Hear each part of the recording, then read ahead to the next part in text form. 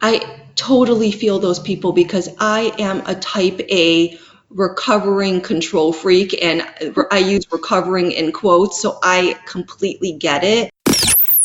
Power to Live More with Joe Dodds. Welcome to the Power to Live More podcast, all about productivity, organisation, well-being, energy and resilience.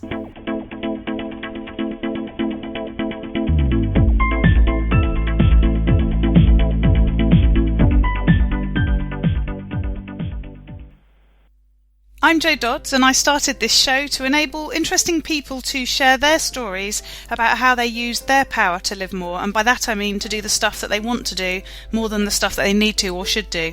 It's about creating a life for yourself where you have the energy, health and space to be happy and fulfilled, spending your time as you'd like, whether that be at work, home or somewhere else entirely. That's your choice.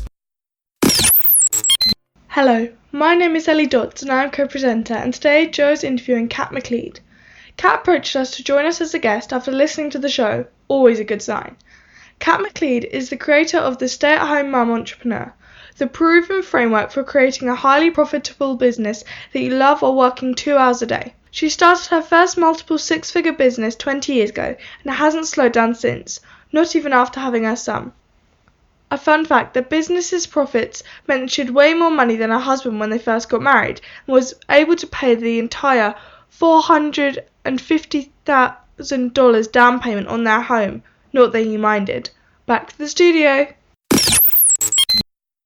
Today I'm interviewing Kat McLead of Stay-at-Home Mum Entrepreneur, or I should say in England, Mom, because you're not in England, are you? So you spell it different to us, don't we? So welcome, Kat. Great to have you with me. It's been wonderful to be here. So how do you say it? Go on, say it. Mom. Mom. You see? Yeah, you don't even pronounce it the same, and you don't spell it the same. Well, so tell us a bit about who you are, what you do, and where you do it. I am a 20-year entrepreneur. I started my first multiple six-figure business at the age of 22, and I have been on an unusual 20-year entrepreneurial arc the whole time, except for a maternity leave with my son. And I help stay-at-home moms start businesses for fulfillment and meaning while staying mom first. Cool. And where are you based? I'm based outside of Los Angeles, California, in a beach city of Los Angeles. Oh, lovely, lovely. And do you work from home, or do you have an office, or what do you do? I absolutely work from home. I work from my beach home where I can see the mountains and the ocean. See, I work from an office at home where I can see the sea, and I'm on a hill, and so I can see, trees and countryside and stuff, but it doesn't sound half as exciting as your view. Yours does sound exciting. I'm also on a small hill to overlook the trees and the beauty. Yours sounds just as lovely. Excellent. So many of my guests come on who have always been entrepreneurs. A lot of people, start in the corporate world, start in jobs, and then at some stage, that leads them or doesn't lead them into a different route. But you've been doing this all along by the sound of it. So tell us a bit more about how that came about.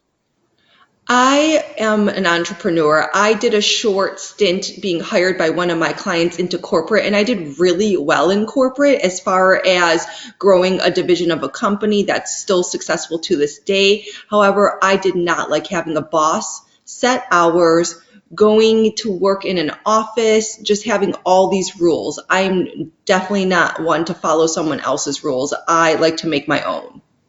And it's good to find that out quickly, I guess. It is. I think I've said for many years now that I am probably unemployable, but I probably always was. Because I didn't like the I join you on saying that about myself. Yeah. And so you've done sort of different things. You focus on helping stay-at-home mums. Tell us more about why you focus on that particular market. I fully planned on being a stay-at-home mom once my son was born. I am fortunate that my husband is a very high earner, and I just assumed that I would be staying at home with him for a minimum of 10 years until he reached middle school. However, when he entered preschool and I actually had me time for myself again, I became restless and irritable. I found myself surfing on the internet for hours a day. I just missed having something of my own. So I came out of retirement. I helped a fellow mom that I knew that was going crazy start a business. For a little buzz, I helped her for free, and I came semi out of retirement while my son was in preschool. Lovely. What sort of businesses do stay-at-home mums do? Oh, it varies. It really varies. My system is designed to be completed in 2 hours or less a day. And yes, all of my moms work about 15 hours or less a week. And businesses like that first client I was talking about, she learned how to make beautiful cakes from her mom. And she didn't think that this could be monetized into a viable business. So the way we did it is we found the subset of her niche to be her right business idea, and that for her was gluten-free baking, because here in Los Angeles this is a very popular need, and we niched her down even further to children's birthday parties and baby showers. And this meant something to her because both her mother and her sister have celiac disease, so we marketed her that way, and she was able to charge a major premium for her services, and that just gives her the extra independent income that makes her feel good about herself and sharing her gifts with others. And it goes all the way to the other end of the spectrum, where I have a person that used to be a lawyer for the city of Los Angeles, but she had 3 kids and she didn't want to miss out on being there while they were growing up. So we narrowed down her business. She works 2 days a week while the kids are in school, and then some evenings, and she does a subset of law that is well needed here in Los Angeles, immigration law, and she's able to make more than the average US income working those 2 days a week. And then online, I have a mom who was a corporate mom, and she wanted to be a stay-at-home mom. And we have her niche down to a specific software program, and she's able to help busy creators, busy service-based businesses with their customer relationship management tools. And she installs that and helps walk people through it. And she's able to make the same as her corporate salary by having 4 clients a month. And that means 4 days a month. She can make the same amount as she was making in corporate. So you mentioned niche each time. How important is that? I think it's super important. My superpower, oh, I'm saying it strange. My superpower is nailing people's right business ideas. And that is the subset of their niche that's going to bring in the most money for the time spent, because all of my clients are busy moms. We have our full-time mom job that absolutely comes first, and our business needs to fit into our lifestyle. So I'm just thinking, you say your mums are working sort of two hours a day, or they're doing like 4 days a month, or whatever it might be. Is that because they're super organized, or do you have to be really clear about how you structure the business first so that they don't have to do lots of hours in order to deliver the service? Yes, we structure their businesses first so that they make really high profit for the time spent. So the packages that I work together with them, they're offering the pricing. I work with them to craft that right offer and price it right. I tell my moms that they're fancy boutiques, not like Walmarts that need, oh, you guys don't have Walmarts, not those big American superstores that need a lot of volume and make a very small profit margin to be profitable. I structure them as very boutique offerings, high-end offerings, and that is how they're able to work in that limited time space. And what about yourself? Are you doing a similar sort of low hour type scenario, or has that crept as you've got more clients? I keep a tight limit to my schedule, and I take a limited amount of clients. I follow my own rules. I price myself right. My packages start at $5,000 and above US money, and I make sure to carve in my time for my pleasure, my exercise, picking up my son from school every day, going to the park. That is my priority because I believe in being mom first, and I still make a very high income while providing amazing service to my clients, helping them grow businesses that they love, and taking care of myself and being mom first. Yeah. It's a picture as to how you do that. So what does a day look like for you? My typical day is getting up, getting my son ready for school, exercising. Then from there, I'll have either a podcast interview or I'll do some copywriting and follow ups with some clients with any questions or with just anything that requires follow up and any kind of content creation that's coming through my mind. Yeah. I schedule my client calls for every other week. So every other week it rotates to client calls, and I take a limited amount of clients at a higher end because that's just the model that I believe in. That gives me so much freedom. So when it comes to them, I focus on my clients. If they need me throughout the week, I will check in with them. And then I also do some live trainings and pop into my Facebook group. Mm-hmm. And what about how you get stuff done? So what sort of tools and apps and sort of routines you use? I mean, firstly, obviously, it's about structure, as you've just said, and being really clear about what you do in what time. But then how do you know what to do when you are doing things? I'm an extremely scheduled person. That's my personality, very, very type A. So that's not something that I have personally ever struggled with. However, I do know that this is a struggle of a lot of service-based businesses. And that's why one of my clients, I told you she does the back end, she installs Dubsado for people's businesses. She uses Dubsado. I'm so not tech savvy. I know nothing about tech and I cannot help anything about tech, but she's a tech expert. So she helps service-based businesses where they are dropping the ball on client work, where they are losing track of keeping up this, that with other people. And that is a way for people to get more organized and or use a program like Basecamp where you can keep up with your clients inside of a set program. Yeah. So when you start talking about how you work with your clients, you talked about your superpower. How did you find that? Because not everyone understands what their superpower is, and some people do things that they're quite good at, but it's not that absolute thing that they should be doing. How did you find that for yourself? I found it on accident. When I was 22 and I had a business, I really didn't enjoy it. So I niched it down to one part of the business that I enjoyed the most at the time, and it exploded. And it was refined to be my superpower when, as my second year graduate school project, because in between all of this, I decided to go back to graduate school and get my master's in psychology because I grew up in an extremely abusive household and I was quite screwed up in my late teens and early 20s, and I did a lot of therapy to get my head on halfway straight. So I went back to graduate school, and as my second year project, I chose to help women transition out of the adult industry into entrepreneurship.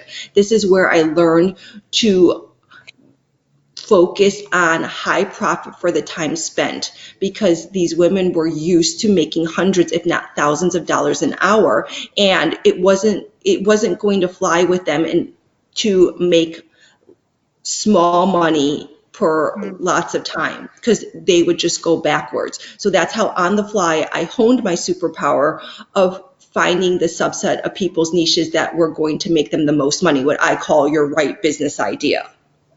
Yeah. So you're working with people and finding that, and then enabling them to because of the structure and the pricing and that sort of thing to make the sort of money that they need in that sort of limited time. Is there an element of outsourcing or getting other people to work with them, or do they really work quite independently within that time? It depends on the business. At a certain point, definitely outsource. Anything that you truly don't enjoy when you're unfolding your business, it's a time to outsource it, especially if it's going to cost you little to outsource and those tasks are preventing you from taking on a much higher paying client. It makes sense to outsource, and it makes it so much less stressful. So as you scale your business, you definitely need to outsource. I have an OBM that I outsource a lot of my stuff that I don't want to do, like anything tech, I don't do. Mm-hmm. Yeah. And how did you find that right person and get the right stuff done, especially if that's not what you want to do or is part of your sort of skill and knowledge sort of thing? Referrals. This person was in my Facebook group, so knowing somebody for a little while, and referrals are probably your best bet in hiring out, and then it's just testing it out and using your gut. Yeah. I think a lot of people struggle with the idea of getting people to help them because it takes a bit of setup in order to do that, and sometimes that benefit of doing it doesn't seem sort of, I don't know, urgent enough or attractive enough because of all the sort of preamble to get to that. But it does make a massive difference, doesn't it? I totally feel those people because I am a type A recovering control freak, and I use recovering in quotes, so I completely get it. I want to do it all myself. I can definitely do it better. You know what I'm talking about.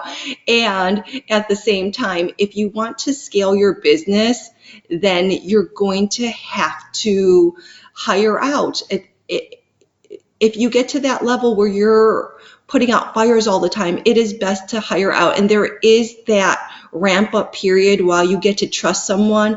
And it isn't easy at first. It's uncomfortable at first. Yet when you have that help and support, it makes a huge difference. I had a full-time personal assistant during my first business, and looking back, there's no way I could have run that without him.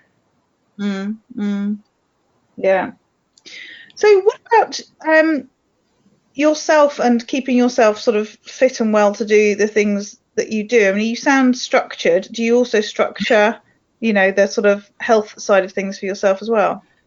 I do. I'm slightly rigid with my health and exercise. I work out every single morning in my beach room that I also take my client calls from, overlooking the beautiful view. And I often go rollerblading or bike riding or to a swim in the ocean or for a beach walk with friends because I believe in having a very enjoyable, pleasurable life. And I also walk my dog on a daily basis. So I definitely take care of my health. And every morning, my entire family starts off by drinking green shakes. So I guess we are the typical, stereotypical Los Angeles family where we're fit, healthy, and drink green shakes.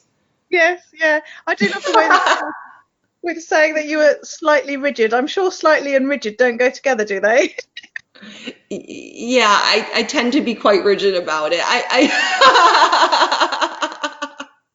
You tried to put it down by saying slightly, but it does sound rigid. But yeah, as you say, that is particularly for sort of as some people in the UK, it is a real stereotypical sort of Los Angeles thing, isn't it? But yes,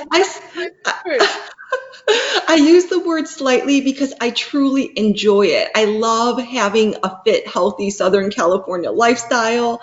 And my family, I feel like we're very balanced. I eat dessert every single day, which is highly unusual for my area. So I usually eat about 2 scoops of ice cream a day or another major dessert because I love it. So I believe in that kind of balance. However, yes, does my family drink green shakes every morning? Absolutely.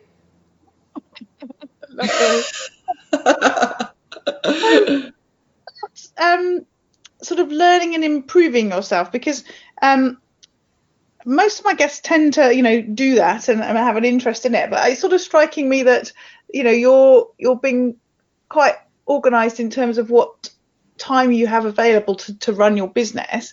So does learning and improving come as part of that, or is that something that you do outside of that, because that's, a good thing to do personally? Or do you not do it at all? I personally do it outside of my normal business because I just love doing that. So whenever I'm walking my dog, I'm listening to a podcast on entrepreneurship.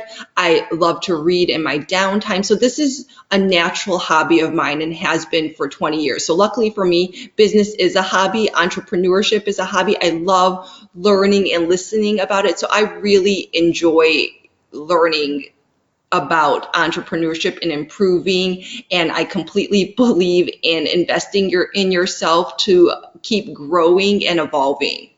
Yes, yeah. Do you have any recommendations on podcasts or books or sort of resources that are helpful or that you particularly use?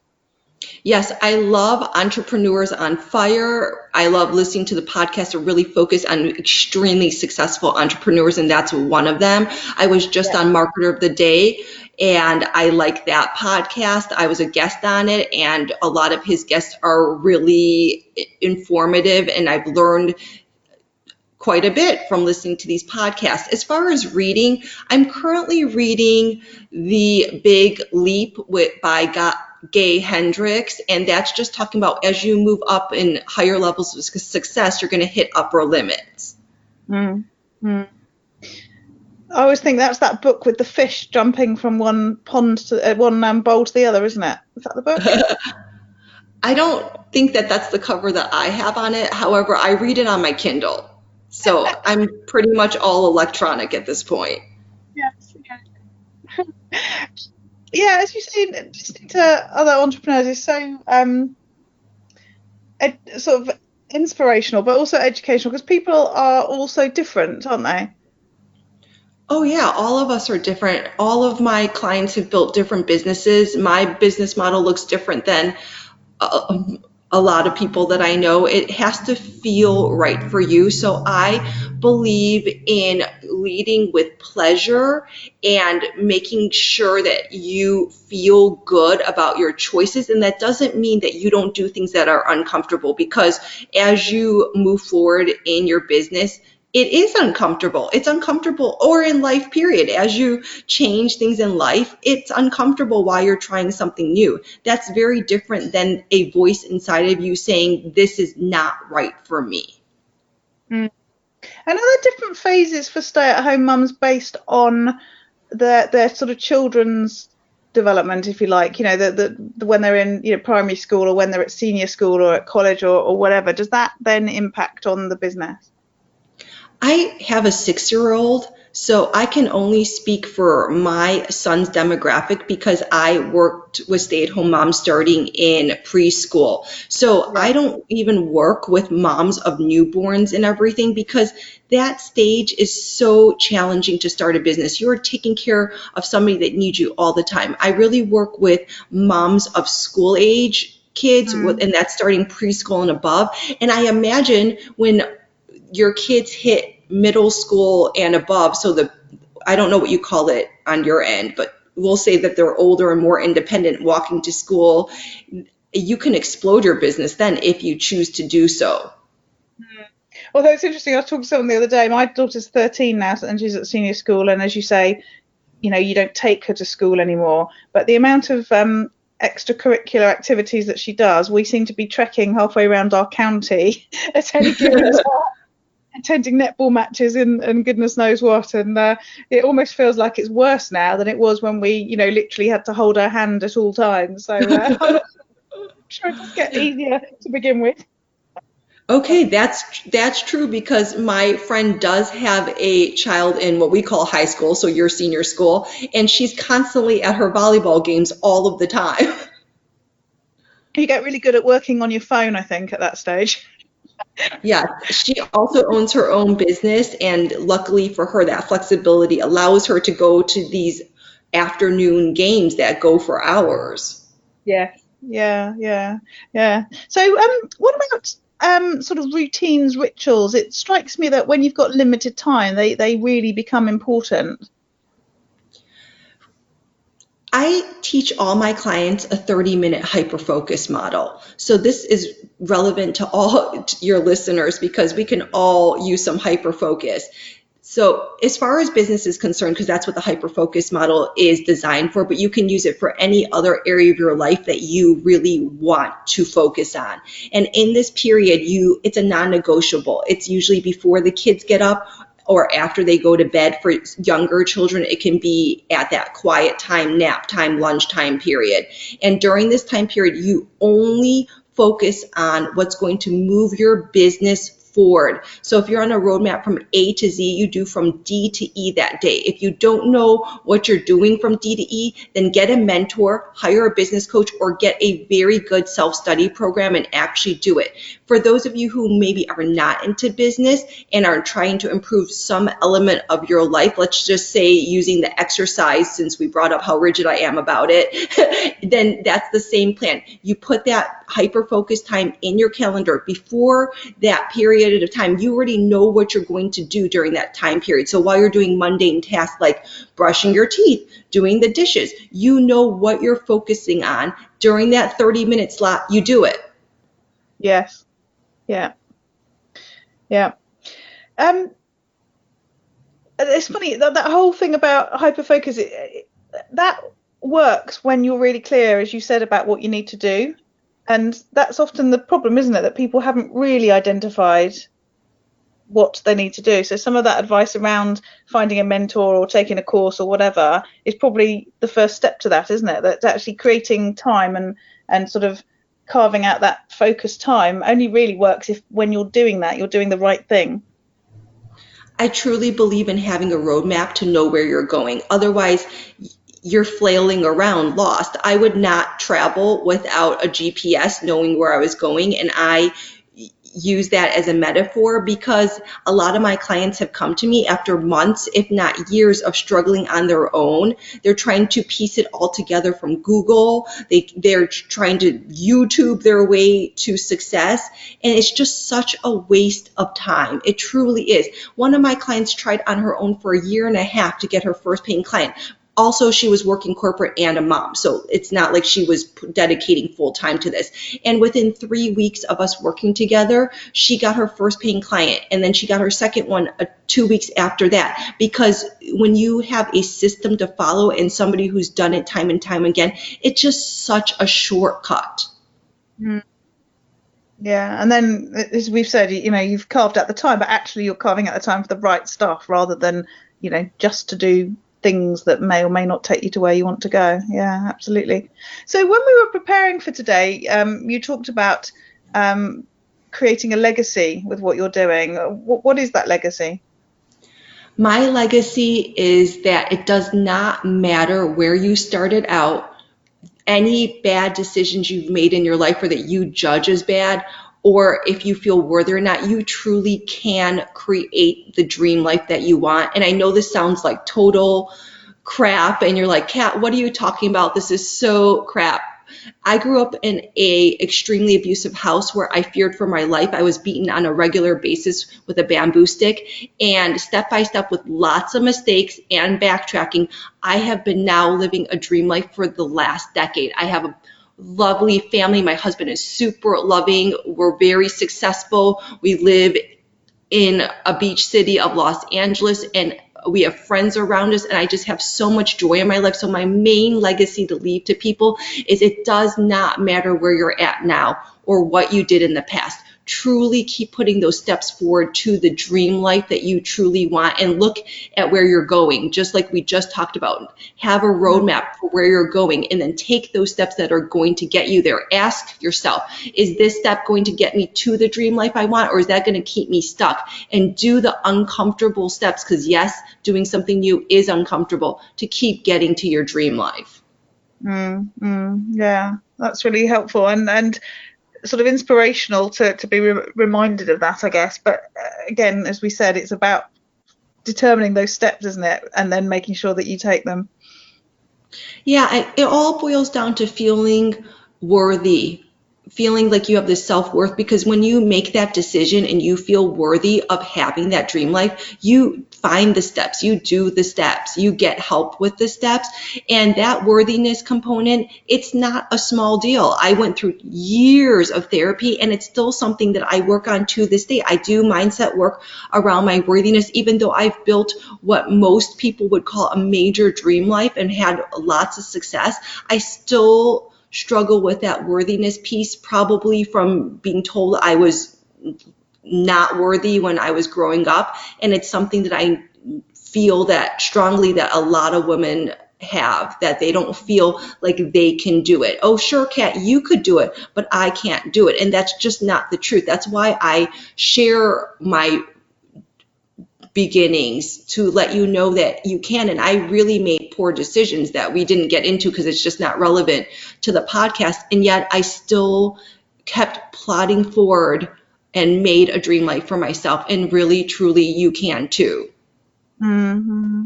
So if people are listening to this and thinking, great, that's what I want to do, and okay, it's possible, what's sort of a next step for them to sort of go on that journey? Or a first step? It depends on what their focus is on. In your dream life, it can look like different things. I focus on business right now because that's the element that I find fun. So it depends on your version of dream life. I'll just stick with business, and you can use that for your health. You can use that for starting a family. So for business wise, when steps to do for your dream life is exactly what we're talking about. Find the roadmap. Know where you're going, visualize your end result, and then take that small action forward. In graduate school, we learned something called 3-foot tosses. They brought in basically a carnival game, and we were given rings, and the rings were set, and we had to toss them on stakes that were 3 foot, 6 foot, 9 foot, 12 foot, 15 feet. And the people who consistently got the most points were doing 3-foot tosses. And the reason my graduate school had us doing that is to let us visually see the impact of doing those small tosses and getting bigger results. So I encourage anyone listening where this is feeling like, oh, this is me, I need to do this. Take the small steps. It's not a sprint. It's small steps done consistently day after day that's going to get you to your finish line. Yeah, absolutely. I love that. I talk a lot about, and I was reminding myself about a book called The Slight Edge yesterday, in fact, and that is exactly what that's about, which is if you keep doing very small steps on a consistent basis positively, as opposed to doing very small things negatively, the sort of gap between where you end up, on a positive side and where you could have ended up on a negative side is massive, because the sort of compound effect of taking those small actions every day, in 3 months, 6 months, a year or whatever, is massive. So really, really good bit of advice. And as I say, a really good book as well. If you haven't come across it, The Slight Edge, I can never remember the author, but that's the sort of principle that they're talking about in that. So I love that principle. I haven't heard of that book, but that's a great principle. Yeah, absolutely. So what about those days where it all goes horribly wrong and you have a really bad day? How do you deal with that?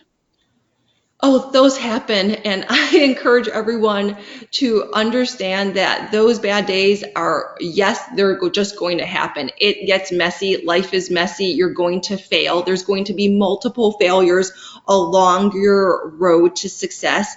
And the more you truly ingrain that and expect that, and not let it hold you back, the easier your progression is going to be, because it is just the truth. It's messy when you're doing something new. It's messy when you're aiming for your dream life. It's not comfortable. And I don't say this from a high horse. This is something that I, again, still struggle with. This is how I know this.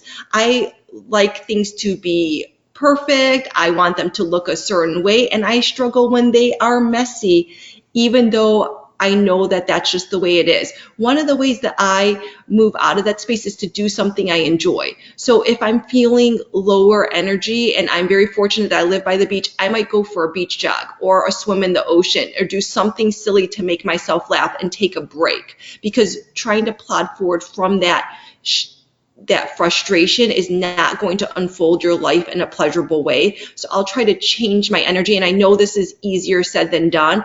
And when my energies change, then I look at it more systematically with less attachment, less trying to take it, less taking it personal and looking at it more scientifically. And again, this is a practice that I have been honing for a while and still struggle with. So this doesn't just happen with a snap of a finger. If you can look at your life as an outside neutral observer and make more systemized, less dramatic actions and thoughts about it, it can actually move you forward much quicker. Yeah, and I think, dealing with situations when you take that attitude that it is about small actions, as we said, consistently, sort of makes it more surmountable as opposed to insurmountable, that you sort of feel like you can do something about something because it's only little things that you need to do. Whereas if you want, you think you're going to try and do this massive thing to resolve whatever an issue is, that is just daunting, isn't it?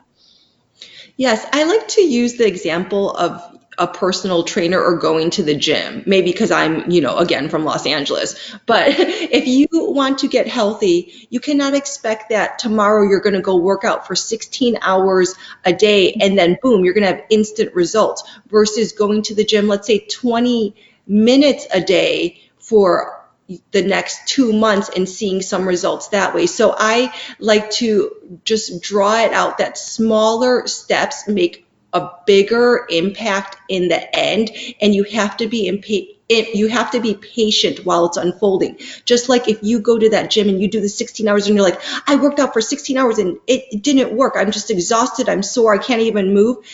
You can't unfold your dream life that way. It's not going to feel good and it just simply won't work. Yeah, absolutely.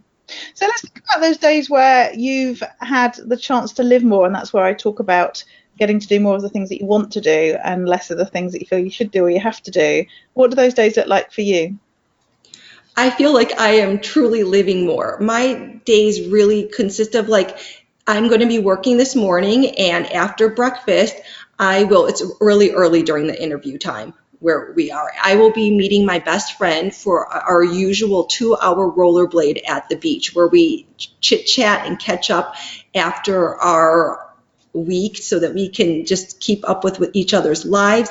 Then I will have a nice lunch, and then I will spend time with my son after I pick him up from school. In between, I will be taking care of some loose ends with my business because I only work Monday, Tuesday, and Wednesday. So I actually crafted my business to work 3 days a week as far as client interaction, except for catching up on an email or somebody has a question on what they're to do this week. I will catch up that way, but I do it from a place of leisure and enjoyment. Monday through Wednesday, I have a more work-focused schedule while my son is in school, and Thursday and Friday I have a more pleasurable schedule, and then Saturday and Sunday it's family time. Yeah. I'd completely forgotten that you're on the West Coast and therefore it's really early there, so thank you. And you don't sound like it's very early. But I am. I was forced to be a morning person when I had my son. Prior to my son, I was definitely not a morning person. But speaking of that, I like to get all of my work done and all of my flow done in the morning. That is the time now because I'm up anyways with my son. So that's why I work out, and immediately after working out, I might have a green shake, and then I do work because that's when I'm really focused. And in that period of time, I can focus for maybe 2 to 3 hours without fail, where I can stay truly focused on what needs to get done, or mindset work, or following up with things, writing content. Yeah, and that's that piece about being really clear about when you have the most energy to focus and then making sure that you're working during that time. Yes, I cannot work after my son's in bed. I can do little menial tasks. I can't do the creative stuff at that hour. It doesn't work for me. No, exactly. So lovely. Thank you so much, Kat. It's been really interesting talking to you. Tell people how they can find out more about you and get in contact with you. You can find me at SAHMentrepreneur.com. That's short for Stay at Home Mom Entrepreneur, SAHMentrepreneur.com. And on there, I have the 4 key steps for starting a fulfilling and high profit business. I have a free training for all you listeners. And there is a link to my Facebook community where I'm active in almost daily and also do some business training in there. And there on my Work With Me page, you can find out more about that. Lovely. Thank you. Thanks, Kat. Thank you so much. All this information is available in the show notes. If you go to powertolivemore.com/ in this case 137, you'll find them there. And this is the last show before Christmas. And I just want to say, have a brilliant time. Remember what I said last week about self-care and taking those moments out to enable you to get through the festivities unscathed or relatively unscathed. I really hope you have a great time at Christmas, and I'll give you a little New Year wish next week because there will be a show next week. It'll be out on the 27th. And just a little story, I've just been answering the door 3 times in about 5 minutes to delivery drivers, and then the postman. It's like Piccadilly Circus here, as they say. And so the postman was the third person, and I said, oh my God, I've just answered the door 3 times. I can't believe how many deliveries I've just had in a short space of time. And he said, oh, just leave the door open. We'll just like pop the stuff into your porch if you want. And so we're having a bit of a joke. I was checking to see how he was, because he was very ill about 3 years ago after a cycling accident. And we're just having a general chat. And then I remembered, I said to him, oh, I got your Christmas card yesterday. I said, and that reminded me that I said, I don't normally give you anything at Christmas. And he was like, oh, you don't need to. And I said, no, listen to this. I said, I was listening to one of my podcasts last week. I said, and I was talking to somebody, I think it was the one with Robin Waite. And I said, I was talking to somebody and we were talking about giving tips to hairdressers. And he was like giving a funny look. Why is she telling me this story? And I said, I don't tip hairdressers. That's what sort of older people do. I've never done it. And I said to the guy, I said, do you know what? I don't tip the postman either. And every year I think perhaps I should, but I don't. And he was like, no, you don't have to. Because obviously it was quite embarrassing for me to be telling him this. And I was like, no. And I committed on that podcast to doing it. I said, and I got your card yesterday and it reminded me that I was going to do it. I said, the thing is, I don't know how to do it. I said, because you've just rung the doorbell this morning, but how about if you don't answer the door, you don't ring the doorbell for the rest of the week? How do I make sure that I see you before Christmas? So, of course, he's thinking, mad woman, what is she like? And then I said, just how do people do it? And he said, well, they just put a note on the door that says, please knock, or something like that. And I was like, oh, yeah. That's a good idea. Why didn't I think of that? And I was like, okay, good. I said, right, okay, so you need to knock sometime during the remainder of this week. And he was like, right, okay. And then he went, oh, I'm day off tomorrow. I said, Thursday then. He's like, yeah, Thursday's fine. And then I said, I don't know, how does it work? I said, should I put some money in a card? I said, or can I give you something? I said, do you do wine? And he said, look, seriously, you don't need to do anything. And I was like, no, I want to. I said, if it were, for example, a bottle of wine, would it be red or white? So he said red. I was like, right, great, see you Thursday. So he, in a rather embarrassed manner, has had to go through a whole conversation with me, trying to work out how you tip your postman. But also, I didn't just want to give him money. I think, I don't like giving money for presents. It's a bit boring, isn't it? So anyway, I'm going to find a nice bottle of red wine for him tomorrow, and then hopefully he'll remember to knock on the door. But maybe I'll leave a note as well, just to remind him, because he might be embarrassed now, because he'll sort of feel like if he's going to knock on the door, he's expecting something. And what about if I forgot? So if I put a note, then he'll know I haven't forgotten, and then all will be well. So thank you, Robin, for guilting me into leaving something for my very, very lovely postman. In fact, the whole conversation started because he said, how are you? Oh, by the way, did you get the parcel in your trailer the other day? I saw it by the back door. It wasn't one of ours, he said, but it was wet, so I put it in the trailer for you to keep it dry. And I was just reminded about how lovely he is as a postman and how he looks after us and always asks after my mother-in-law next door and all that sort of thing. So yeah, there you go. If you haven't tipped your postman, maybe do it this year. I'll let you know how I get on. And don't forget, if you are interested in having a look at Power to Live More Calm over the holiday break, then you can go to powertolivemorecalm.com and use the join the Power to Live More Calm site link that's at the top of that page, and it'll take you into a page where you can join as a 2019 member to give you that month free, and then £37 a month after that for the remainder of your membership. So if you do think that you're going to have a bit of downtime to do a bit of planning, a bit of learning, a bit of thinking about your business for the new year, then you could do worse than have a look at Power to Live More Calm. As I said, have a great Christmas, and I'll catch you next week. And the show notes for this week's show are at powertolivemore.com/137, and we look forward to speaking to you next week. Use your power to live more.